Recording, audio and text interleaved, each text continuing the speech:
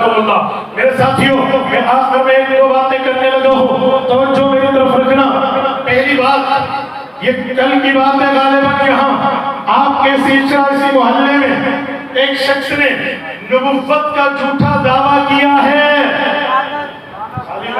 ساری لعنت ہے۔ اب جب اس پر الحمدللہ پرچہ بھی ہوا، حضرات نے جا کے اس کو تھانے پہنچا دیا، اس سے پتہ چلا ہم آئین اور قانون کے ساتھ ہیں۔ جب اس پر عمل درآمد نہ ہو تو پھر مجھے بتائیں، ہم مولانا علی الدین شاکر صاحب، حضرت بھائی یعقوب فیض صاحب، ہمارے حضرت مولانا عبدالرحمن ثانی صاحب، یہ سارے حضرات علماء کیسے جا کر عوام کو کہیں گے بھائی نرم رہو، گرم رہو، اگر آپ نے اس پہ عمل درآمد نہ کیا؟ میں نے سنا کچھ لوگ کہنا چاہ رہے ہیں جی وہ تو بالکل دماغ سے آؤٹ ہے۔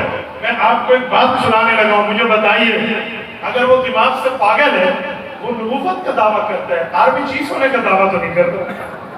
میں سید عاصم منیر کہنا میں آرمی چیف ہوں، کہہ دے چلو نیول چیف کا کہہ دو، ہاں نیول چیف کبھی نہیں کہتا، فضائیہ کبھی نہیں کہتا، بری باری کبھی نہیں کہتا، آرمی چیف کبھی نہیں کہتا، آرمی چیف کبھی نہیں کہتے، وہاں کے میں تو لاہور سے دیکھتی ہے وہ کہہ دے، اس میں تو کہنے کے لیے تیار نہیں ہے، کوئی معاملہ کوئی بنیاد کچھ بھی نہیں ہے۔ کیوں؟ پاگلوں کو صرف نعوذ باللہ یہ تختہ مشت نبوت کے جھوٹے دعوے ملے، اسے پاگل نہیں، یہ پاگل نہیں ہے۔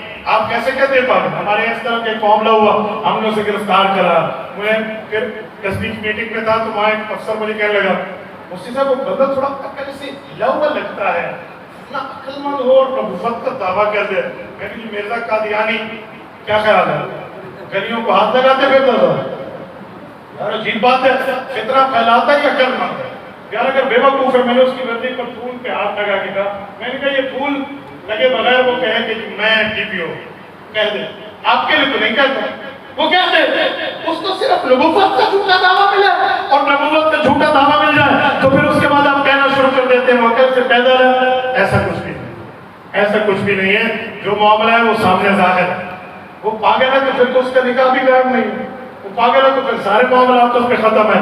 عجیب معاملہ ہے، پاگل ہے تو اس کے آئی ڈی کارڈ پہ لکھا ہوا ہونا چاہیے، کب سے معاملہ ہے، کب سے اس کا دماغ خراب ہوا؟ ہم اس کے ساتھ کا اسکین کرا کے پوری ترتیب لے لیتے ہیں، آپ یہ تو دکھا دیں، ایسا کچھ بھی نہیں ہے۔ ہم یہ کیس آڑے ہاتھوں نہیں جانے دیں گے، وعدہ کرتے ہو انشاءاللہ۔ نبوت کے لیے کل اس معاملے کے لیے روڈ بنا کرنا پڑے کرو گے، اقدام کرنی پڑی کرو گے، اور جس تقاضے کا فیصلہ کر لیں اس کے لیے نکلنا پڑا نکلو گے۔ انتظامیہ والوں اس چیز کو بھی دیکھو، وہ پاگل ہے کر قیدہ کر ماننا جنہیں ایسی بیٹھے، ایسا نہیں ہونا چاہیے۔ اور دوسری بات، ہمارے دل بڑے رنجیدہ ہیں حیدرآباد سے کے واقعے پر۔ پرسوں کی بات ہے، میں اس وقت موٹر میں بالکل ایک انٹرچینج پہ تھا جب مجھے اطلاع ملی، میں نے اس وقت احتجاج ریکارڈ کروایا۔